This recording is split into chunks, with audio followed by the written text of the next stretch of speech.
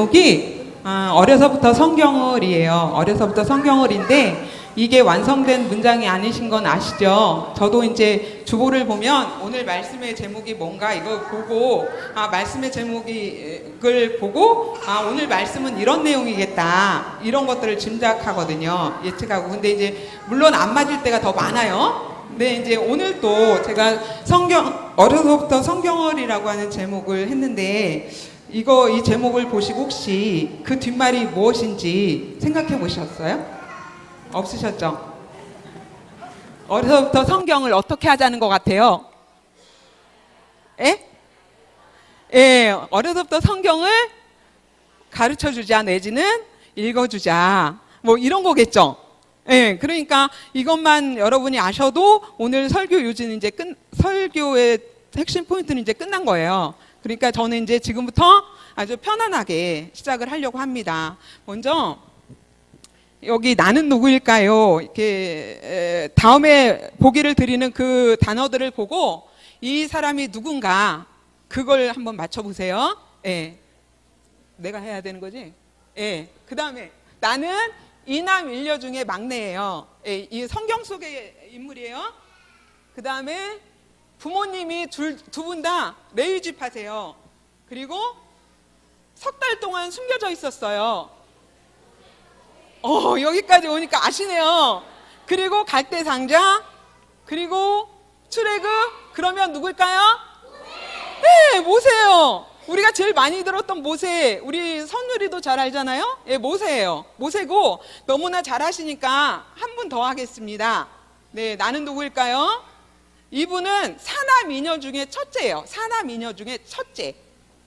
그리고 이분도 역시 레위지파예요. 그리고 이거 아닌데? 이게 너무 어렵다 그래가지고 그 다음에 실로, 그리고 하나 더 드리면 한나. 라마다임 소임이 너무 어렵다 그래가지고 한나로 교체했는데 안 고쳐진 거예요 이거. 그리고 미스바. 그러면 사무엘이에요. 우리가 사무엘과 모세는 정말 주일학교부터 다니신 분들은 너무나도 잘 알아요. 그리고 세상에 있는 사람들도 모세하면 10개라고 다 대답을 해요. 그죠? 모세와 사무엘인데요. 그러면 이 모세와 사무엘에 공통점이 있는데 그 공통점이 뭘까요? 남자다 뭐 이런 거 말고. 제가 미리 생각했던 공통점이 있겠죠? 공통점이 뭘까요? 사무엘과 모세의 공통점. 네? 엄마의 관심? 가르침. 그리고 또 순종. 또 지도자. 뭐 같아요? 장로님 뭐 같아요? 이정춘 장로님.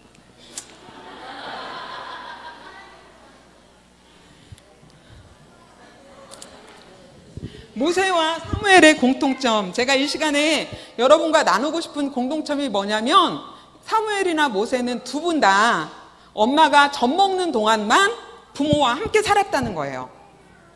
젖 먹는 동안만 살았는데 이 두 분 다가 하나님의 사람으로 지도자로 쓰임받았어요. 그 과정을 지금 나누고 싶은 거죠.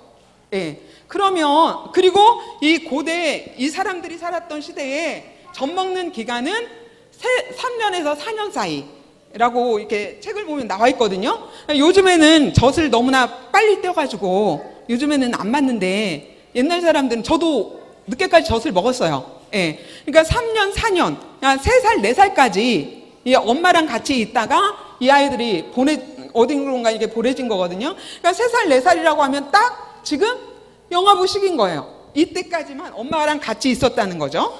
그러면 왜 모세는 젖 먹는 동안만 부모님과 함께 살았을까요? 모세는 왜 젖 먹는 동안만 부모님과 함께 있었을까요? 이 자리에 있으니까 이 소리가 잘 안 들리네요. 저희 영화부는 가까우니까 막 다 들리거든요. 다시 한번 해주실래요? 아니 그거 말고 왜 모세는 젖 먹는 동안만 부모님과 살았을까? 그것을 사도행전 7, 여기를 보면 되는데 사도행전 7장 17절과 19절에서 너무나도 잘 설명해 주고 있는데 이걸 함께 우리가 읽어보겠습니다. 하나님이 아브라함에게 약속하신 때가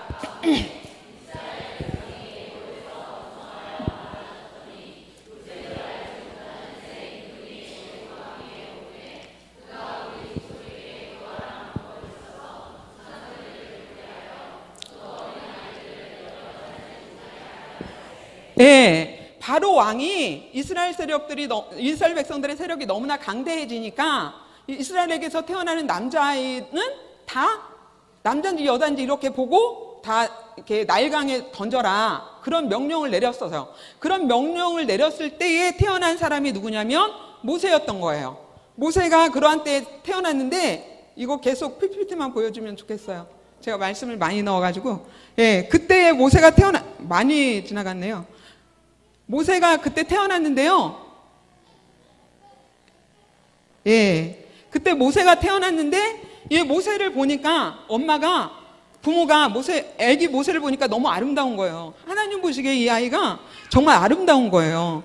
그러니까 엄마가 믿음으로 바로의 명령을 무서워하지 않고 이 아이를 3달 동안 숨겼어요. 태어나자마자 나일강에 던져야 되는데, 이 아이가 하나님 보시기에 너무 아름다운 아이인 것을 알고 믿음으로 왕의 명령을 무서워하지 않고 그 아이를 3달 동안 숨겼어요. 근데 3달이 지나니까 더 이상 아이를 숨길 수가 없는 거예요. 왜 더 이상 숨길 수가 없었을까요?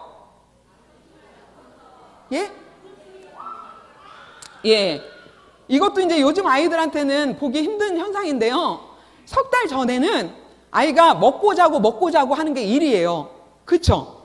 먹고 자고 그냥 먹여주기만 하면 그냥 소리 없이 자는 거예요. 그죠? 그러다가 3달 정도 지나면 아이가 이제 점차로 깨어있는 시간이 많은 거예요. 깨어있는 시간이 많다라는 것은 아이가 활동하는 시간이 많아지고 울음소리가 자주 들리게 되는 시기라는 거죠. 그러니까 깨어있는 시간이 많은 아기를 도저히 숨길 수가 없는 거예요. 그 아이를 그냥 뒀다가는 아이도 위태하지만 가족 전체도 위태하게 되는 거죠. 그러니까 더 이상 숨길 수가 없어서 이 부모가 어떻게 했나요?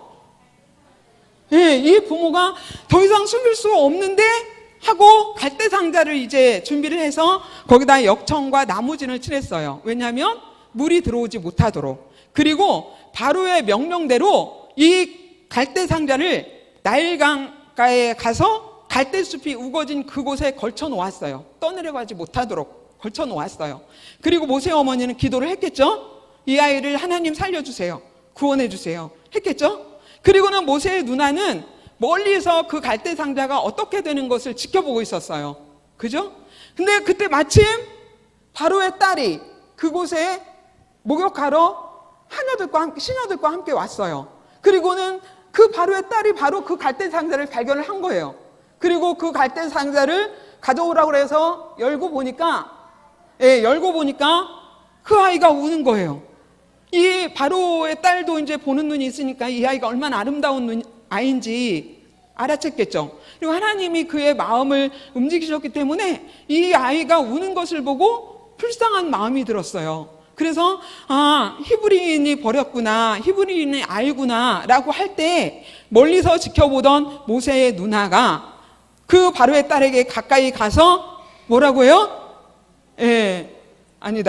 뭐라고 하냐면, 내가 당신을 위해서 히브리 여인 중에 유모를 불러다가 이 아이를 젖먹이게 할까요? 이 아이를 살릴까요? 라고 하는 거예요.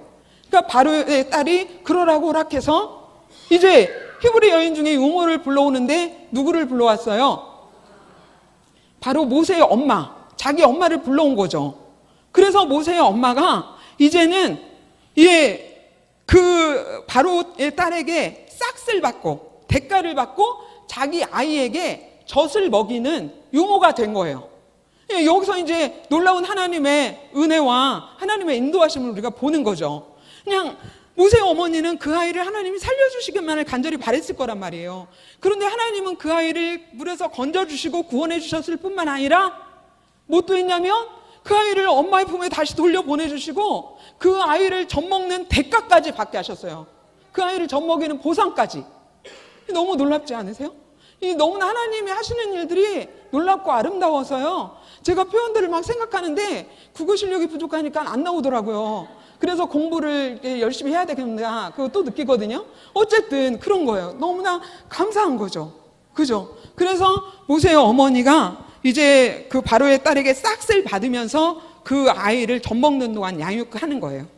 그리고 젖을 뗀 후에 바로의 딸에게로 데려가서 모세가 어디서 자라났을까요? 애굽 궁정에서 자라났어요. 애굽의 왕자 중에 하나로 자라났어요. 그러니까 모세가 왜 젖먹는 동안 부모님과 함께 있었는가? 예, 이거예요, 이거. 그죠? 그러면 사무엘은 왜 젖먹는 동안만 부모와 함께 있었을까요? 응? 예, 서원해서. 왜냐하면 한나가 오랫동안 아이가 없었잖아요. 그래가지고 맨날 고통스러웠고 맨날 하나님 앞에 가서 통곡하고 기도했는데 기도하는 중에 하나님의 마음을 알았던 것 같아요. 하나님이 내가 아이를 원하는 것처럼 하나님도 이 이스라엘을 위해서 하나님의 사람이 필요하시구나, 이걸 알았던 것 같아요. 그래서 하나님께 서원을 하죠. 하나님, 아들을 주시면 제가 그 아들을 하나님 앞에 드리겠습니다. 서원을 해요. 예. 그래서 서원에서 얻은 아들이 사무엘이죠. 근데 사무엘이 태어나자마자 바로 하나님 앞에 이렇게 성전에 가서 드린 것이 아니라 한나도 역시 사무엘이 젖먹는 동안은 성전에 올라가지 않고 자기가 양육을 했어요. 그리고 아이가 젖을 뗀 후에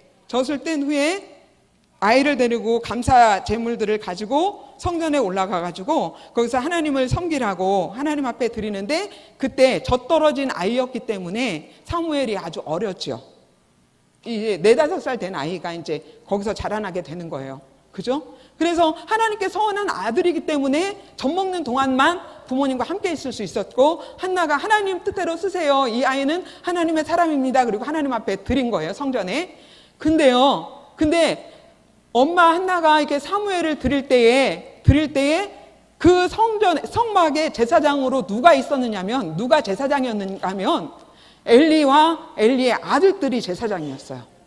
엘리와 엘리의 아들들이 그 실로 성막의 제사장으로 있었다는 거죠. 그런데 여러분 들었을 것 같은데 엘리의 아들들은 어떤 아들이었느냐면요. 한번 읽어볼까요? 조금 조치는 분이 있는 것 같아요. 네, 그래서 한번 읽어보겠습니다. 엘리의 아들들은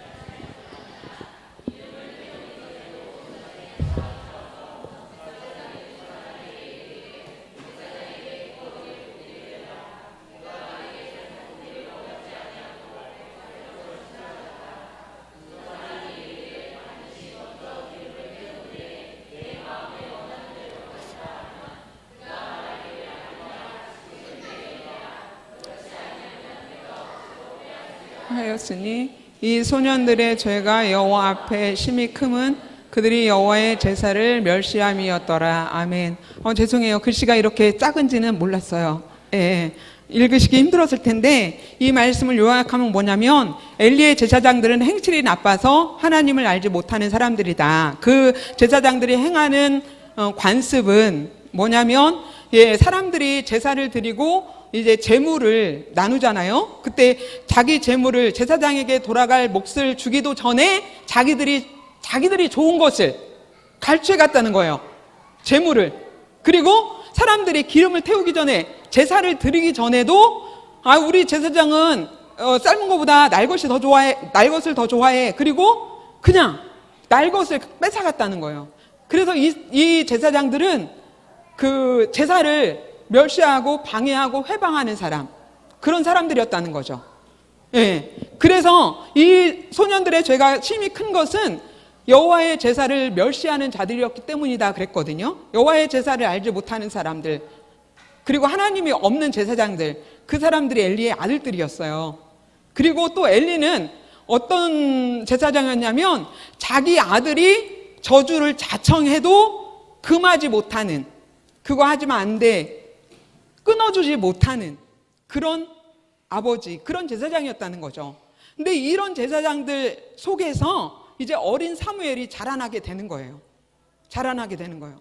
그런데 놀랍게도 이런 제사장 속에서 사무엘이 자라남에도 불구하고 우리가 잘 아는 대로 어린 사무엘 막 기도하는 모습 이런 거 있잖아요. 경건한 사람 이러면 사무엘 막 이러잖아요. 이런 제사장들 속에서 사무엘이 그 어린 나이부터 자라났는데 경건하게 자라났단 말이에요.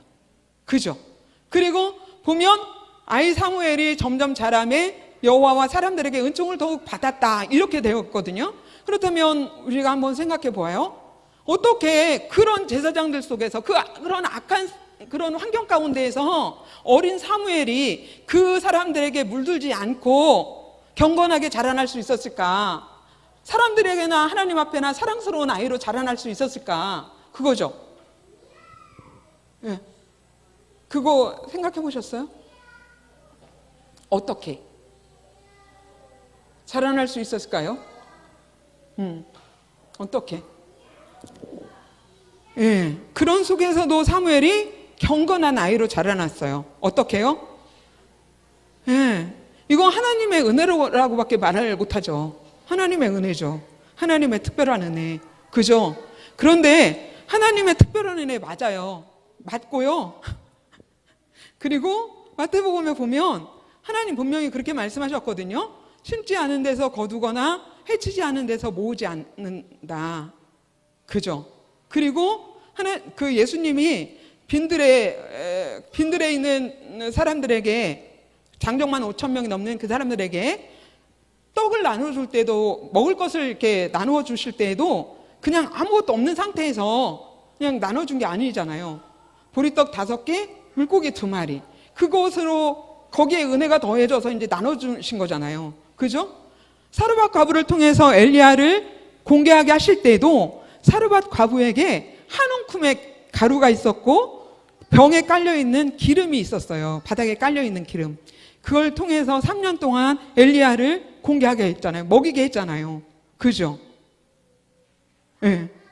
그리고 사무엘은 한나가 하나님께 드리겠다라고 서원하고 얻은 아들이잖아요. 근데 이제 전 먹는 동안만 자기가 양육했다가 드리려고 하는데 작정을 했는데, 전 먹는 동안 한나가 그냥 젖만 먹였겠어요? 그냥 젖만 먹였을까요? 그렇게 안 하죠. 내가 이 아이를 보호하고 품을 수 있는 기간은 그 기간밖에 없는데 젖만 먹이지 않았을 거예요. 젖을 먹이면서 하나님의 말씀을 먹인 거죠. 하나님이 계신 것과 하나님이 엄마의 기도를 들어주셔서 너를 보내주셨어. 너는 소중한 아이야. 너는 하나님의 일을 할 사람이야. 엄마가 너를 하나님께 드릴 거야. 너는 하나님을 순종하는 사람이 되어야 돼. 이렇게 가르치지 않았겠어요? 그죠? 서진이 데리고 기도해 주시잖아요. 그렇게 했을 거예요. 거기에다가 하나님의 은혜가 부어진 거죠. 하나님의 은혜가.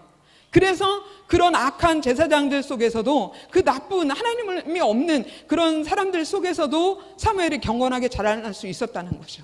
그죠?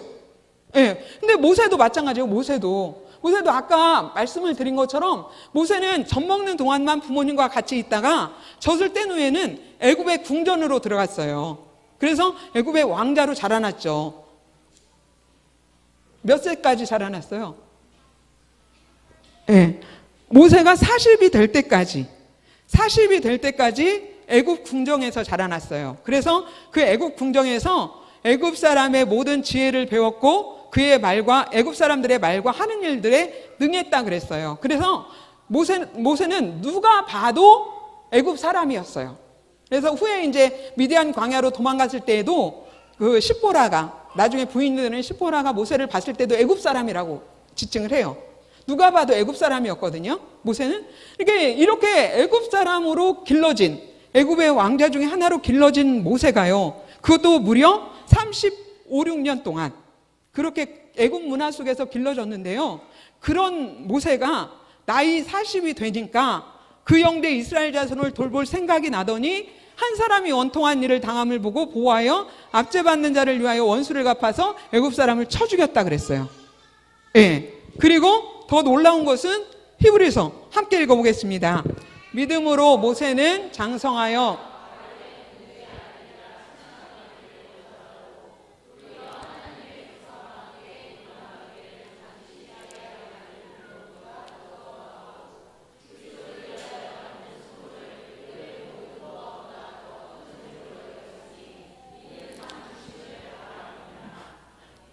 글씨가 작아서 어려워. 예. 35, 6년을 애굽 궁정에서 애굽 사람으로 길러진 모세가 이렇게 믿음으로 바로의 공주의 아들이라 칭함을 거절하고 하나님의 백성과 함께 고난받는 것을 애굽의 부귀 영화를 누리는 것보다 더 좋아했대요. 그리고 그것을 선택했대요. 그러면 이런 모세의 믿음으로라고 그랬잖아요. 그럼 이런 모세의 믿음이 언제 심겨졌을까요? 언제 심겨졌을까요? 이 로마서 10장에 보면 그들이 믿지 아니하는 일을 어찌 부르리요? 듣지도 못한 일을 어찌 믿으리요? 전파하는 자가 없이 어찌 들으리요? 그러므로 믿음은 들음에서 나며 들음은 그리스도의 말씀으로 말미암는다 그랬잖아요. 믿음은 하나님의 말씀을 들을 때에 하나님이 주시는 거거든요. 그러면 모세는 누구에게서 하나님의 말씀을 들었을까요? 라는 거죠. 바로의 딸이 마음이 너무 넓어서 그 아이를 위해서 애굽 궁전에 따로 신앙교사를 두었을까? 그거는 아닐 것 같아요. 그죠? 예. 그러니까 모세가 신앙교육을 받을 수 있는 기간은 엄마의 품에서 젖 먹는 그 3, 4년 동안이었어요. 3, 4년 동안. 그죠?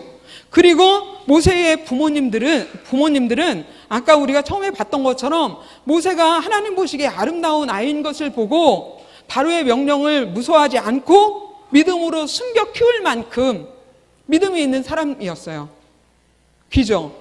그러니까 그런 부모들이 모세에게 그냥 젖만 먹였겠느냐는 거죠. 자기가 이 아이를 젖 먹이고 나면 분명히 애굽의 그 문화 속에 아이를 보내야 되는데 젖만 먹이지는 않았을 거라는 거죠. 젖을 먹이면서 엄마가 얘기를 하는 거죠. 아이의 눈을 맞추면서. 아이는 이 눈맞춤으로, 엄마랑 눈맞춤으로 의사소통을 시작하고 배우거든요. 그래서 아이와 눈맞춤이 중요해요. 요즘에 아이들이 눈맞춤을 잘 못하니까 정감을 몰라요. 정감. 서로 이렇게 오가는 정감. 근데 옛날에는 그게 많이 이루어졌잖아요.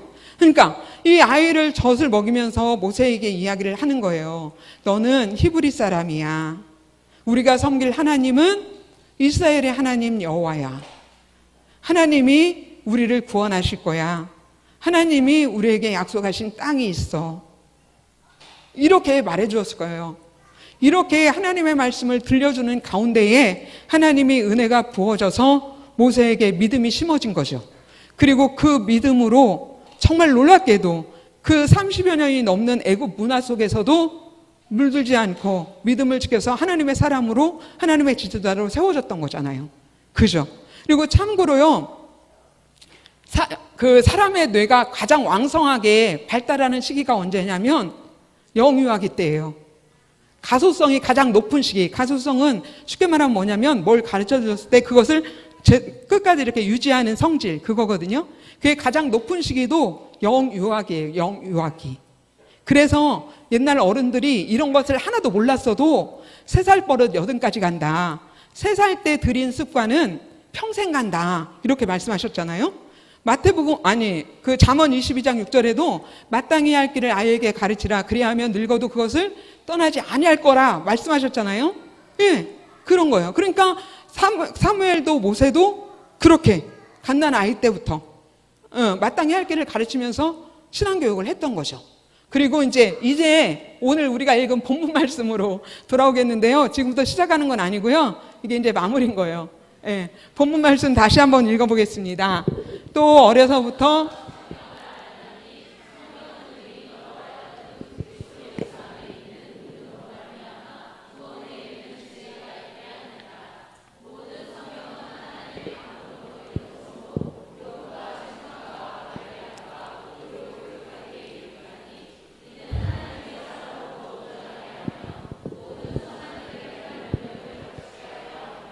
아멘.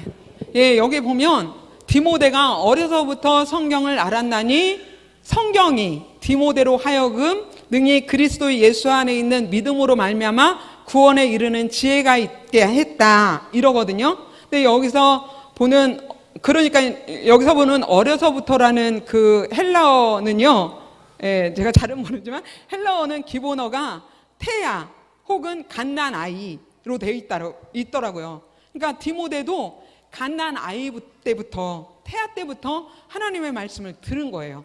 배우고. 예.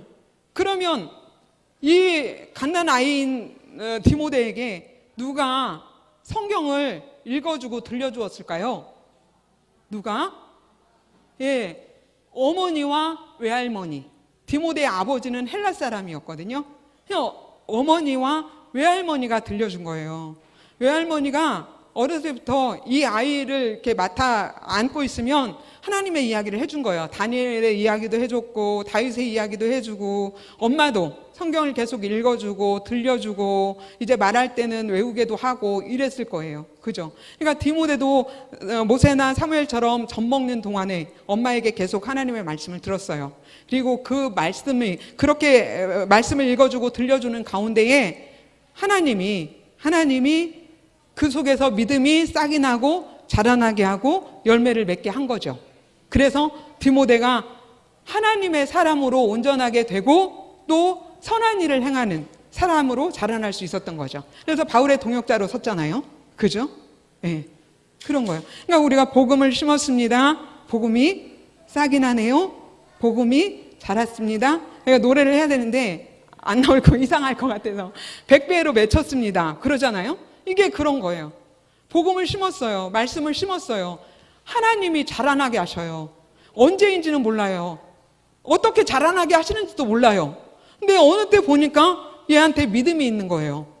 예. 그래서 그 믿음으로 아이가 하나님의 사람으로 온전케 되어 가는 거고 또 선한 일을 행하는 사람이 되는 거예요. 그죠? 그러면 이제 마지막으로 질문을 하나 해보겠습니다. 여러분은 사람의 인생 가운데 어느 시기가 가장 중요하다고 생각하세요? 사람의 인생 가운데 어느 시기가 가장 중요할까요? 네, 그럴 줄 알았어요. 근데 사람의 인생 가운데 가장 중요한 시기라는 건 없어요. 영아기부터 노년기까지 다 중요해요. 안 그래요? 노년기라고 뭐 안 중요해요? 너무 중요하죠. 장년기 안 중요합니까? 중요하지. 유년기, 초등기 중요하죠? 그래서 우리가 주일학교를 영아부, 유치부, 유년부, 초등부 이렇게 하잖아요. 그래서 각자 그 아이들에게 맞게 교육을 시키고 있잖아요. 작년 공과도 있잖아요. 다 중요하니까. 그죠? 모든 시기는 다 중요해요. 어느 시기가 중요하다라고 말할 수는 없어요. 그죠? 그리고 마태복음 4장 4절에 보면 예수님이 사람이 떡으로만 살 것이 아니라 하나님의 입으로 나오는 모든 말씀으로 살 것이다라고 했잖아요. 이 말씀도 갓난 아이부터 여기에 모여있는 모든 어르신에 이르기까지 다 해당되는 말씀이에요. 갓난 아이라고 젖만 먹으면 돼요? 안 돼요. 이 아이도 영혼이 있는데 하나님의 말씀을 먹어야 되는 거잖아요. 아이도. 그죠? 그러니까 이 말씀은 갓난 아이부터 노년에 이르기까지 다 해당되는 말씀이에요. 그러니까 여러분이 아이들을 양육하면서 젖만 먹이지 말고 밥만 먹이지 말고 먼저 뭘 먹일 생각을 하셔야 돼요. 하나님의 말씀을 먹일 생각을 먼저 하셔야 돼요. 젖만 먹이지 말고 밥만 먹이지 말고 하나님의 말씀을 먼저 먹이시라는 거예요. 그러면 그 말씀 속에서 하나님이 역사해가지고 아이가 믿음으로 자라나게 한다는 거죠. 그죠? 그리고 할머니 할아버지들 많이 계시죠? 우리 할머니 할아버지들도요, 손주들이 피자 좋아한다고 치킨 좋아한다고 그것만 사주지 마세요. 뭐 먼저 줘야 되냐면 하나님의 말씀을 읽어줄 수 있으면 읽어주고 하나님의 이야기를 해주세요. 우리 어르신들이 지금까지 살아오는 동안 하나님 앞에 받은 것들이 많잖아요. 그죠? 하나님의 역사하심을 본 것들이 있잖아요. 그걸 손주들에게 이야기를 해주세요. 할머니가 이렇게, 하나님은 할머니에게 이렇게 하셨어. 이렇게 해주셔야 되는 거예요. 그리고 여기서 혹시나 우리 아이는 다 커서 이제 말씀을 읽어줄 수도 없고 읽어줄 필요도 없어. 피자를 사줄 사람도 없어. 그러시면요, 부지런히 성경을 읽으세요. 부지런히. 그래서 여러분이 성경을 너무 많이 읽어가지고 손때 묻은 거 있잖아요. 너무나 귀한 말씀들 밑줄 쳐서 둔 성경, 그것을 링컨의 엄마처럼 여러분의 자손들에게 남겨주세요.